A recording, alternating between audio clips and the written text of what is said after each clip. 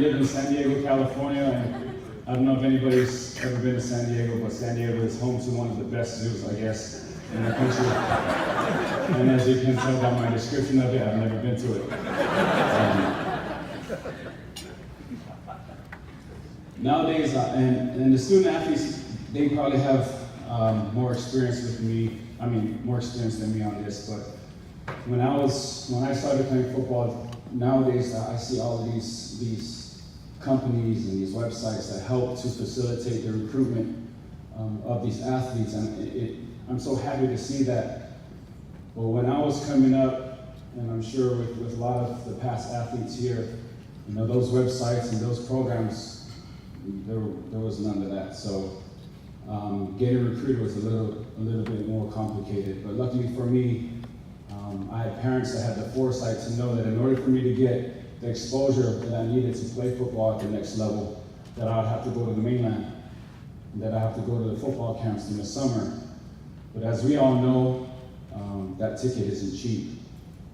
And so what we did was we had fundraisers to raise money. My family, every spring after my 7th grade year, we would sell lalos. And I remember it like it was yesterday. There's 3 lalos for $10. And I don't know how I remember that, because I never sold one lala. My mom and my sisters would sell all the lala. And they sold all the lala so that their older brother could go to the mainland and pursue his dream of playing football. They put their dream on hold so that I could live mine. So at this time, I'd like to recognize my family, my dad, Brian, my beautiful mother, Otilia, my sister Brianne, my sister Eden, who's getting married at the end of this month, which we're so excited about, my sister Maya, who just graduated from Punahou last night, and my brother Manasseh, who's the anchor and the best one yet. So,